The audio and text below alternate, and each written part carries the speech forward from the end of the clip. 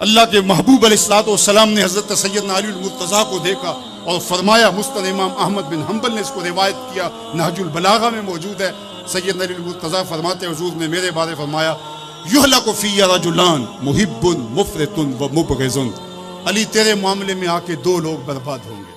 تیرا معاملہ حضرت عیسیٰ والا معاملہ ہے، ایک نے حضرت عیسیٰ سے بغض رکھا اور ان کی ماں پہ تہمت لگا دی، اور ایک نے حضرت عیسیٰ سے اتنی محبت کی انہیں ابن اللہ کہہ دیا، دونوں گمراہ ہو گئے۔ فرمایا تیرا معاملہ بھی حضرت عیسیٰ کا ہے، یہلک فی رجلان، حضرت علی خود فرماتے ہیں میرے معاملے میں دو لوگ برباد ہوں گے، محب مفرط و مبغض، ایک محبت کر کے برباد ہوگا، ایک بغض رکھ کے برباد ہوگا۔ امتن وسطہ، درمیانی امت ہو تم نے ترازو کے دونوں پلڑے پورے کر کے عدل کے تقاضوں کو پورا کرنا ہے۔ ایسا نہ ہو کہ علی کی محبت آنکھوں پہ پنٹی باندھ دے، تمہیں ابو بکر بھی نظر نہ آئے، تمہیں غارے سور کی بلندیوں پر اپنے کندھوں پہ حضور کو اٹھا کے لے جانے والا صدیق بھی دکھائی نہ دے، اور تمہیں جو ہے وہ دشمن کے آگے سینہ تان کے کھڑے ہونے والا فاروق بھی دکھائی نہ دے، اپنا سارا مال حضور کی راہوں میں خرچ کر دینے والا تمہیں عثمان نظر ہی نہ آئے، تم یوں اندھے ہو جاؤ۔ اور ایسا بھی نہ ہو جانا کہ علی کا نام لیا جائے تمہاری طبیعت میں بے چینی آ جائے، تمہارے چہرے کا رنگ بدلنے لگے، تم علی کا نام گوارا نہ کرو۔ جس علی کا ذکر بھی عبادت ہے، تمہیں ٹھنڈ کیوں نہیں پڑتی ہے، تمہیں تسکین کیوں نہیں ہوتی ہے؟ تو کہا نہ ادھر لڑکنا نہ ادھر لڑکنا، نہ تم گمراہیوں کا شکار۔ وَكَذَلِكَ جَعَلْنَاكُمْ أُمَّةً وَسَطًا، تم امت وسط بن کے رہنا، تم ترازو کے دونوں پلڑے برابر رکھنا۔ اور میں آپ کو امت وسط کے حوالے سے ایک ضروری بات وہ بھی بتانا چاہتا ہوں، وہ یہ کہ میرا اسلام، میرا دین امن کا دین ہے، قیام امن دین کے مقاصد میں شامل ہے، لیکن دوسری جانب اگر دشمن کی سرکوبی کے بغیر راستے نہ نکلتے ہوں تو اسلام کہتا ہے گھوڑے تیار رکھو، اسلام کہتا ہے تمہاری تیغ براں اس کے سر کو کاٹتی ہوئی آگے بڑھ جائے، تم ان کے جوڑ جوڑ پہ مارو، تمہیں جہاد کا حکم دیا گیا تو ان دونوں پلڑوں کو برابر رکھنا پڑے گا۔ کہیں ایسا نہ ہو کہ تم امن کی بات کرتے کرتے جہاد کو ہی بھول جاؤ، اور ایسا بھی نہ ہو کہ تم جہاد کی بات کرتے ہوئے امن کا مذاق اڑانے لگو جو کہ دین کے مقاصد سے ہے۔ جہاد بھی امن کے قیام کے لیے کیا جاتا ہے۔ آپ فقہا سے پوچھیں، فی نفس ہی قتال قبا ہے، حسن نہیں ہے، فی نفس ہی، لیکن یہ حسن کیسے ہوا؟ لغیر ہی ہوا، یعنی چونکہ قتال سے پھر پائیدار امن آئے گا، لہٰذا یہ مجبوری قبول کر لی گئی۔ تو اصل امن ہے، امن کے قیام کے لیے جہاد کیا گیا، اور اس میں تمہارا نفس نہیں آنا چاہیے۔ حضرت علی کے منہ پہ تھوک دیا جاتا ہے، پیچھے ہٹ جاتے ہیں چھاتی سے، علی کا نفس شامل ہو گیا۔ یہ ہمارا دین ہے، شہادت ہے مطلوب و مقصود مومن، نہ مال غنیمت نہ کشور کشائی، شہرت پسندی کے لیے۔ ابو امامہ الباہلی فرماتے ہیں حضور علیہ الصلوۃ والسلام سے پوچھا، ایک شخص شہید ہو جاتا ہے، جان راہ خدا میں وار دیتا ہے، لیکن اس کے دل میں ہے کہ چلو میری شہرت بھی ہو جائے تو اس کو اجر ملے گا۔ میرے حضور نے کہا فلا شیء لہ، اسے کوئی اجر نہیں ملے گا۔ تو کہتے ہیں میں سمجھا کہ میں اس بات کو صحیح طرح سے بیان نہیں کر پایا، تو میں نے پھر کہا حضور اعلاء کلمت الحق کے لیے، دین کی سربلندی کے لیے اس نے یہ سب کچھ کیا، لیکن ساتھ یہ بھی ہے کہ چلو ناموری بھی تو ہوگی۔ حضور نے پھر فرمایا فلا شیء لہ، اسے کوئی اجر نہیں ملے گا۔ تیسری مرتبہ پھر پوچھا حضور اس کا مقصد اللہ کے جھنڈے کو اونچا کرنا، اعلاء کلمت الحق، لیکن ساتھ یہ بھی ہے چلو ناموری بھی تو ہوگی۔ میرے حضور نے پھر فرمایا فلا شیء لہ، اور پھر مزید وضاحت کرتے ہوئے فرمایا اللہ صرف اسی عمل کو قبول کرتا ہے جو محض اس کے لیے کیا، تیرے عمل میں اخلاص ہو تو اس کا اجر کچھ اور ہے، حور و خیام سے گزر، بادہ و جام سے گزر، محض اس کی رضا کے لیے عمل ہو تو وہ جہاد جہاد ہے، ورنہ وہ جہاد، وہ قتال جہاد ہی نہیں، جو نفس کے لیے کیا جائے، جو مال غنیمت کے لیے کیا جائے، جو لوگوں میں بڑھوتری، جو زمین کی ہوس میں کیا جائے، جو خواہشات نفس کے لیے کیا جائے، تو ہمیں جہاد کے لیے بھی شرائط دی گئی، لیکن اس کا مقصد امن کا قیام ہے۔ تو بعض اوقات ہم یہاں توازن برقرار نہیں رکھ پاتے، اور توازن کا برقرار نہ رکھنا بہت سخت نقصان کا سبب بن جاتا ہے۔ یہ بلڈ پریشر تھوڑا سا اوپر نیچے ہو گیا زندگی لے جاتا ہے، اب کہیں یہ تھوڑا سا ہی نیچے ہوا کیا فرق پڑا اس سے؟ میاں اس توازن کا نام ہی تو صحت ہے، صحت کا نام ہی تو زندگی ہے۔ 1262 سے لے کر کے 1290 تک خاقان اعظم قبلائی رہا، اس کے اندر دلچسپی پیدا ہوئی، مختلف مذاہب کی طرف رغبت پیدا ہوئی، اس نے مختلف مذاہب کو ماننے والوں کو اپنے پاس بلایا۔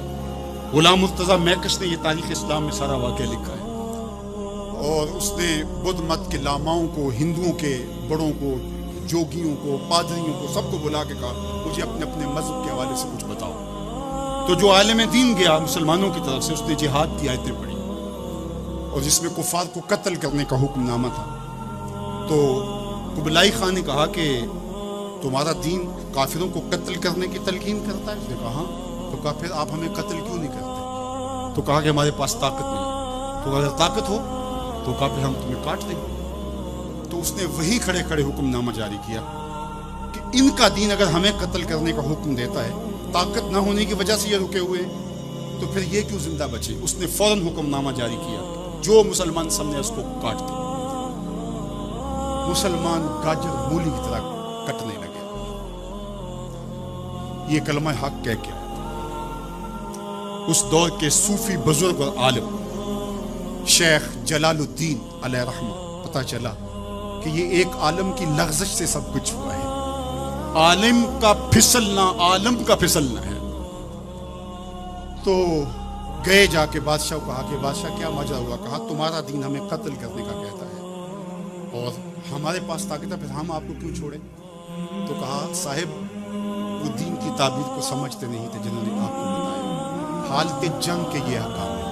عام دنوں کے اندر تو اسلام یہ نہیں کہتا، اور حالت جنگ کے اندر آپ بتائیے کون کسی کو چھوڑتا ہے؟ لیکن میرا اسلام پھر بھی بچوں کو چھوڑتا ہے، پھر بھی خواتین کو چھوڑتا ہے، مذہبی رہنماؤں کو چھوڑتا ہے۔ اس نے کھڑے کھڑے حکم نامہ جاری کیا کہ جو کٹ گئے ابھی تلوار نیام میں ڈال لی جائے۔ تو صاحب جب تک عدل نہیں ہوگا، جب تک آپ یک سیر علم را دامن عقل باید، ایک سیر علم کے لیے 10 من عقل چاہیے۔ اگر آپ ترازو کے دونوں پلڑے برابر نہیں رکھ سکتے تو تمہیں تولنے کے لیے بٹھایا کس نے؟ میرا رب کہتا ہے وَكَذَلِكَ جَعَلْنَاكُمْ أُمَّةً وَسَطًا، ہم نے تمہیں امت وسط بنایا۔ ترازو کے دونوں پلڑوں کو برابر رکھنا، دونوں پلڑوں کو جھکنے نہ دینا۔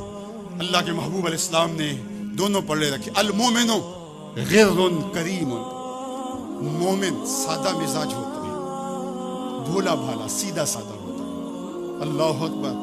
اب مومن کا سیدھا سادہ ہونا یہ کہیں ایسا ہی نہ ہو کہ لوگ اس کو دعوے لگاتے رہیں۔ کہا فطرتاً تو ایسا ہی ہوتا ہے، اس کی طبع ہے کہ وہ اعتبار کر لیتا ہے، لیکن دوسرے مقام پہ کہا بیلنس بھی کر لو۔ میرے حضور نے ارشاد فرمایا لا یلدغ المؤمن من جوہر واحد مرتين، مومن ایک ہی بل سے 2 مرتبہ ڈنگ نہیں کھاتا۔ اگرچہ وہ چالاک نہیں ہے لیکن زیرک ضرور ہے، اگرچہ وہ مکار نہیں ہے لیکن بصیرت کا نور اللہ نے اس کے سینے میں رکھا ہے۔ کہا اس کی فراست قلبی سے ڈرو، وہ اللہ کے دیے ہوئے نور سے دیکھتا ہے۔ اس کو اللہ نے چراغاں دی ہے، اللہ نے اس کو روشنی عطا کی ہے۔ عمومی طور پہ کہا جاتا ہے یہ دنیا والے ہیں، یہ دین والے ہیں، اور یہ 2 تقسیمات کر دی جاتی ہیں۔ یہ تقسیمات ہمارا دین ہمیں نہیں سکھاتا۔ دونوں پلڑے برابر رکھو، دنیا بھی اور دین بھی۔ اصل دنیا کیا ہے؟ مولا رومی بولے چیز دنیا از خدا غافل بدن، دنیا ہے کیا؟ خدا سے غافل ہونے کا نام دنیا ہے۔ وہ آپ چاہے ممبر پہ بیٹھ کے غافل ہیں یا دکان پہ بیٹھ کے غافل ہیں، وہ آپ دنیا داری کر رہے ہیں۔ یہاں مقصد لوگوں کے دل اپنی طرف موڑنا، لوگوں کی جیبیں ڈھیلی کرنا، لوگوں میں اپنے آپ کو محبوب اور اپنے آپ کو جو ہے وہ لوگوں کا مقصود بنانا، اپنے بت کو تراشتے رہنا کہ لوگ پوجا پاٹ کرتے رہیں۔ یہ ممبر پہ دکانداری ہو رہی ہے، اور دوسرا دکان پہ بیٹھا ہے لیکن سچ کا دامن نہیں چھوڑتا۔ میرے حضور نے فرمایا سچا تاجر قیامت کے دن پیغمبروں کے ساتھ اٹھایا جائے۔ تو دنیا اور دین یہ دونوں ساتھ ساتھ چلتے ہیں۔ تو دین اور دنیا 2 الگ الگ خانے نہیں ہیں۔ اسلام ترک دنیا سے روکتا ہے لیکن گھر کے دنیا سے بھی بچنے کی تلقین کرتا ہے۔ رہبانیت کا درس بھی نہیں دیتا۔ لا رہبانیت فی الاسلام، اسلام میں رہبانیت نام کی کوئی چیز نہیں ہے کہ تم گھر بار چھوڑ دو، تم بستی چھوڑ دو، تم کوہ غار کی زندگی اختیار کرو۔ اسلام کا یہ مزاج نہیں ہے۔ ابھی بات ہو رہی تھی، حضور نے مواخات قائم کیے مدینہ المنورہ، 2 مرتبہ قائم کیے۔ ایک دفعہ حضور نے مکے میں قائم کیے تھوڑے صحابہ کے درمیان، اور مواخات مدینہ یہ کائنات کا ایک انوکھا باب ہے، اور یہ ایک الگ مضمون اور عنوان ہے کہ 2 افراد کو، ایک انصار لیا اور ایک مہاجر لیا، اور حضور نے ان کے درمیان مواخات قائم کر دی۔ تو حضرت ابو درداء اور حضرت سلمان فارسی کے درمیان حضور نے مواخات قائم کی۔ تو جن کے ساتھ بھائی چارہ تھا وہ پھر حال پوچھنے جاتے تھے کہ میرے بھائی کو پریشانی تو نہیں ہے. تو حضرت سلمان فارسی گئے حضرت ابو درداء کے گھر, تو دیکھا کہ حضرت ابو درداء کی بیوی وہ عام سے کپڑوں میں تھی. تو انہوں نے کہا کہ میری بہن یہ کیا ماجرا, میلے کچیلے واجبی سے کپڑے. تو کہا کہ تمہارے بھائی کو دنیا کے ساتھ کوئی رغبت نہیں ہے, عورت آراستہ ہو. حضور نے فرمایا کہ عورت کی خوبیاں بیان کی کہ بہترین عورت وہ ہے جب اس کا شوہر دیکھے اس کو تو اسے خوش کر دے, اس کا لباس اور طرز زندگی ایسا ہو کہ مرد کے لیے مسرت, خوشی اور سرشاری کا ذریعہ ہو, تاکہ اس کی نظر یکسو رہے اور اس کے خیالات پر آگندہ نہ ہو, اس کی سوچوں میں آوارگی نہ رہے. تو کہا کہ تمہارے بھائی کو رغبت ہی نہیں ہے دنیا کے ساتھ, اس لیے مجھے اس کی کوئی ضرورت نہیں. خیر حضرت ابو درداء آئے تو کھانا لائے. تو حضرت سلمان فارسی نے کہا کہ آپ بھی کھائیے. کہا میں روزے سے ہوں. کہا کہ میں تو نہیں کھاؤں گا جب تک آپ نہیں کھائیں گے. تو نفلی روزہ مہمان کے لیے توڑا جا سکتا ہے. تو انہوں نے روزہ افطار کر لیا, ساتھ بیٹھ کے کھانا کھایا. رات پڑی, سونے لگے. تو حضرت ابو درداء مصلی بچھا لیا. حضرت سلمان فارسی نے کہا کہ جناب آپ کو میرے ساتھ سننا پڑے گا. اللہ اکبر. یار وہ صوفی حضور کی تربیت کے پالے ہوئے تھے. آج تو پھر فتویٰ متوجہ ہو جاتا ہے, اس نے مجھے نماز سے روکا ہے, یہ دارا اسلام سے خارج ہے. تو آپ نے کہا ٹھیک ہے, مہمان ہو, مہمان نوازی کا یہ بھی ایک ڈش ہے نا, چلو میں سو جاتا ہوں. سحری ہوئی تو سلمان فارسی اٹھے, ان کو اٹھایا, بیدار کیا, تہجد پڑھی دونوں نے. اور پھر حضرت سلمان فارسی نے کہا کہ تمہارا میں نے عمل دیکھا, تمہاری بیوی کے کپڑے میلے کچیلے تھے, تم نے روزہ رکھا ہوا تھا اور رات تم قیام کرتے ہو. تو کہا کہ تمہارے نفس کا بھی تمہارے اوپر حق ہے, تمہارے اہل خانہ کا بھی تمہارے اوپر حق ہے, تمہارے رب کا بھی تمہارے اوپر حق ہے, اور تمہارے مہمان کا بھی تمہارے اوپر حق ہے, اور ہر ذی حق کا حق تمہیں ادا کرنا ہوگا. اور یہ بات چھڑی اور پھر دونوں چلتے ہوئے حضور کے پاس آ گئے. خوشا وہ وقت کے فیضان تھا ان کا, خوشا وہ وقت کے بھتھا مقام تھا ان کا. کیسے وہ لمحے تھے.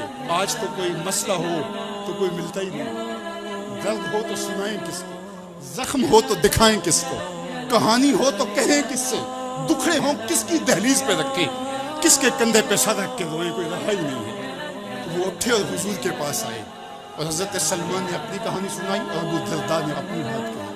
تو میرے حضور نے کیا کہا سنو. میرے حضور علیہ الصلوۃ والسلام نے ارشاد فرمایا, صدق سلمان, کہا میرے سلمان نے سچ کہا ہے. تو ہمارا دین ہمیں یہ کہتا ہے کہ تمہاری زندگیاں خوبصورت ہو, رب کا حق بھی ادا کرو. اور حضور نے ایک شخص کو دیکھا وہ سخت کمزور ہے. تو آقا کریم نے فرمایا کہ کیا ماجرا ہے, تم بہت کمزور ہو. اس نے کہا کہ بہت ساری مصیبتیں ہیں جو میرا رخ کر رہی ہیں. تو میرے حضور نے کہا کہ تو نے اللہ سے کوئی دعا تو نہیں مانگی تھی. اللہ اکبر. یہ دل و قلب و نگاہ کے مرشد اولین ہے. حضور تو سینوں کے چھپے راز بھی جانتے. کہا کہ تو نے کوئی دعا تو نہیں کی تھی رب سے. کہا جی حضور میں نے اللہ سے دعا کی تھی. کیا دعا مانگی؟ کہا میں نے اللہ سے کہا مالک جو بھی تکلیفیں ہیں مصیبتیں ہیں وہ آخرت کے حصے کی بھی دنیا پہ بھیج دے تاکہ یہیں فارغ ہو کے جاؤں, آخرت میری صاف ہو. تو بڑے دکھڑے ہیں, بڑے غم ہیں, بڑی اذیتیں ہیں, بڑی بیماریاں ہیں جس نے مجھے کمزور کر دیا. تو بظاہر بڑی اچھی بھلی بات تھی کہ سارے دکھڑے دنیا پہ لے لی, آخرت صاف کر لی. لیکن میرے حضور نے کیا ارشاد فرمایا, فرمایا تو نے یہ کیوں کہا کہ آخرت کے دکھ بھی دنیا پہ مل جائیں, تو نے یہ کیوں نہیں کہا ربنا آتنا فی الدنیا حسنۃ وفی الآخرۃ حسنہ, اللہ دنیا میں بہتریاں دے دے آخرت میں بھی بہتریت. وَكَذَلِكَ جَعَلْنَاكُمْ أُمَّةً وَسَطًا. جب تک ترازو پورا نہیں رکھو گے, جب تک دونوں پلڑے برابر نہیں ہوں گے, تم آگے کبھی نہیں بڑھ سکو گے. یار میں تو سفر پہ نکلتا ہوں تو میرا ساربان گاڑی روک کے کہتا ہے میں نے ہوا چیک کروانی ہے, کسی ٹائر میں ہوا کم نہ ہو. مجھے تو لگتا نہیں, وہ کہتا مجھے پتہ گاڑی ڈول رہی ہے. یار ایک ٹائر میں ہوا کم ہو تو سفر نہیں ہو سکتا, تو کہیں ٹائر پھولا ہو اور کہیں چپکا ہوا ہو تو تم سمجھتے ہو مدینے پہنچ جائیں گے, مدینے نہیں پہنچ سکتے, تم تو کہیں نہیں پہنچ سکتے. وَكَذَلِكَ جَعَلْنَاكُمْ أُمَّةً وَسَطًا. دونوں ترازو کے پلڑے برابر رکھو, دونوں ٹائروں کے اندر ہوا پوری رکھو, پھر تمہاری گاڑی فراٹے بھرتے ہوئے مکے بھی پہنچے گی, مدینے بھی پہنچے گی. اس لیے کہا کہ تم نے امت وسط بننا ہے, اپنے دامن کو کبھی بھی دائیں بائیں جھکنے نہیں دینا، افراط و تفریط کا شکار نہیں ہونے دینا۔ طاعت اور خدمت خلق کے مابین بھی عمومی طور پہ ہمارے معاشرے کے اندر ایک غلط فہمی پائی جاتی ہے۔ کچھ لوگ کہتے ہیں جی بس میں تو اللہ کی مخلوق کی خدمت کرتا ہوں، مجھے کیا ہے، میں تو حج بھی نہیں کیا، اس کے پیسے بھی غریبوں کو دے دیے۔ وہ تبلیغ کرتے ہیں لوگ کہ جناب قربانی کے پیسے بھی اگر غریبوں میں دے دیے جائے تو یہ زیادہ اچھا ہے، ان کی مدد ہو جائے۔ تو وہ اس خدمت خلق میں اتنا غلو کر جاتے ہیں کہ وہ اسلام کے شعار کا مذاق اڑانے لگ جاتے ہیں، اور جو عبادت والے ہیں انہیں ہمسائے کو دیکھنے کا موقع بھی نہیں ملتا۔ اور آپ جانتے ہیں کہ جب ایک بستی کو برباد کرنے کا حکم دیا گیا تو کہا کہ یہاں تو ایک بستی میں شخص رہتا ہے جس کا سر سجدے سے اٹھتا ہی نہیں۔ کہا میرے بندوں کے اوپر قیامتیں ٹوٹیں اور ان کے اوپر ظلم اور جبر کے پہرے ہوں اور اس کے ماتھے پہ شکن نہیں آتا، اس کے سمیت ہی بستی کو لٹ کے رکھ دو۔ یاد عبادت کرتے ہو لیکن ہمسایوں کا خیال بھی رکھو۔ میرے حضور علیہ الصلوۃ والسلام نے لعاب پھینکا نا تو صحابہ نے اپنے ہاتھوں پہ لے کے اپنے منہ میں بن لیا۔ کائنات کے اندر آپ کو ایسا کوئی محبوب نہیں ملے گا جیسے حضور۔ آپ نے عشق اور محبت کی لوک داستانیں بڑی سنی ہوگی، لوگوں نے نہریں بھی کھودی، لوگوں نے محبوبوں کے لیے کیا کچھ نہیں کیا، لیکن آج تک آپ کو ایسا نہیں ملا ہوگا کسی محب نے محبوب کا لعاب بھی چاٹا۔ کائنات میں یہ انوکھا باب ہے۔ تو حضور علیہ الصلوۃ والسلام نے فرمایا کہ تمہیں اس چیز پر کس نے ابھارا کہ میرا لعاب بھی اپنے چہروں پہ مل رہے ہو؟ انہوں نے کہا اللہ اور اس کے رسول کی محبت۔ تو میرے حضور نے اس کی نفی نہیں کی، لیکن ساتھ ہی فرمایا اگر کوئی چاہتا ہے کہ اللہ اس کے رسول سے محبت کرے اور اللہ اس کا رسول اس سے محبت کرے تو وہ ہمسایوں کے حقوق کا خیال رکھے۔ یعنی تمہارا یہ پہلو بھی، تم عاشق رسول بھی ہو لیکن ہمسایوں کا بھی تو خیال رکھو۔ تمہارے گھر پہ جھنڈا تو لگا ہے حضور کے میلاد کا، لیکن اگر ہمسایوں کے گھر میں اندھیرا ہے تو یار اپنے گھر میں اس سال اگر چراغاں نہیں کر سکے، غریب ہمسائے کا میٹر کٹ گیا اس کا بل دے دو، آمنہ کا لال زیادہ خوش ہوگا، میلاد والا رسول زیادہ خوش ہوگا۔ اس لیے دونوں پلڑے برابر رکھو، نہ تو عبادات کے زعم میں تم خدمت خلق کو اور ہمسایوں کے حقوق کو اور رشتہ داروں کے حقوق کو بھول جاؤ، اور نہ یہ کہ تم خدمت خلق کے نام پہ عبادات کا مذاق اڑانے لگو۔ وَكَذَلِكَ جَعَلْنَاكُمْ أُمَّةً وَسَطًا۔ ادارت المصطفیٰ دونوں بازوں کے ساتھ اڑنے کی فکر رکھتا ہے اور امت وسط کے مزاج کو لوگوں میں راسخ کرنا شروع ہوتا ہے۔ ظاہر ہے جب کبھی اس بازو پہ زور پڑے تو کبھی اس بازو پہ زور پڑے تو بازو جھکنے لگتے ہیں، تو میرا اللہ مدد کرتا ہے، نصرت دیتا ہے۔ تو کبھی ہمارے کسی بازو پہ فتویٰ بھی آ کے جو ہے وہ زور ڈالتا ہے، کبھی کسی فتوے کا میزائل لگتا ہے، لیکن ہم تو بلے شاہ کی بولی میں کہتے ہیں بلے آلو کی تینوں کافر کافر آکھن تو آہو آہو آکھ۔ ہمارا کام الجھنا تھوڑا ہے، ہم نے تو آگے بڑھتے ہی چلے جانا ہے، اور ہماری منزل تو مدینہ ہے، ہم نے تو اس کی طرف عازم سفر رہنا ہے۔ ادارت المصطفیٰ ایک فکر کا نام ہے، اور وہ فکر جو مدینے کی ضیاؤں سے پھوٹتی ہے، گنبد خضرا کے جمال کی روشنی ہے، اور وہ مصطفی نہیں ہو سکتا جس کے دونوں بازو میں سے ایک بازو شل ہو۔ حضور کی امت سے جس کو پیار نہیں ہے، حضور کی امت سے جس کو محبت نہیں ہے، حضور کی محبتوں کا کبھی بھی مستحق نہیں ہو سکتا۔ میرے بزرگ فرمایا کرتے تھے جس کے بچوں سے تم پیار کرتے ہو اس کا باپ تم سے پیار کرتا ہے۔ اگر تم چاہو کہ حضور ہم سے پیار کرے تو حضور کی امت سے پیار کرو۔ تو ایک امت بنو، دوسرا امت وسط بنو، تو پھر دیکھنا تمہاری شاہین صفت پرواز اس کو کوئی چھو بھی نہیں سکے گی۔ تم پھر بڑھتے رہو گے اور تمہارا بڑھنا منزل آشنا ہوگا، اور تو راہ نورد شوق ہے منزل نہ کر قبول، لیلا بھی ہم نشیں ہو تو محمل نہ کر قبول۔ تیرا تو مطمع نظر، تیرا تو ہدف ہی کچھ اور ہے، تو دنیا کے لیے نہیں ہے، دنیا تیرے لیے ہے۔ تو خواہشات کا دیوانہ نہیں ہے، بلکہ خواہشات تیرے پیچھے دوڑیں گی، اور زمانہ تیری دہلیز پہ باندیوں کی طرح نوکری کرے گا۔ من کان للہ کان اللہ لہو، تو ان کا ہو کے دیکھ زمانہ